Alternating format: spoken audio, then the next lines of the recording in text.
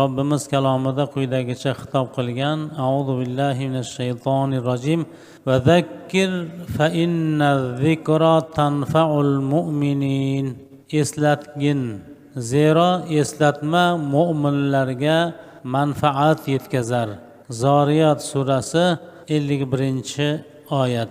Mana shu narsalarni yodimizda saqlasak, yo'lda ketayotgan piyodalar ham o'zlarini belgilangan joylaridan kesib o'tsalar, avtoulov minganlar ham o'zlarini xulqini o'nglasa, avtoulov minishlik katta bir mas'uliyat ekanligini his qilsa, albatta bunday noxush voqealarni ko'pi oldi olinar edi.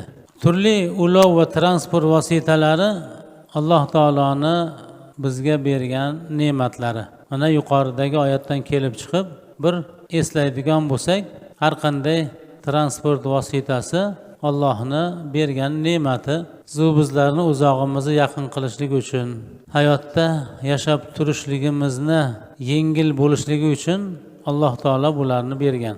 Inson zotiga turli xil ulovlarni bo'ysundirilishi, harakatlanishi uchun qulay yo'llar qilinishi, keyingi asrlarda yangidan yangi transport vositalarining kashf etilishi Alloh tomonidan ato etilgan ulug' ne'matlardir. Robbimiz bu haqda quyidagicha xitob qilgan: va ular yuklaringizni siz jon mashaqqatisiz yetkiza olmaydigan yurtlargacha ko'tarib boradi. Albatta Robbingiz mehribon va rahimlidir. Otlar, xachirlar va eshaklarni minishingiz va ziynat uchundir va siz bilmaydigan narsalarni yaratadir.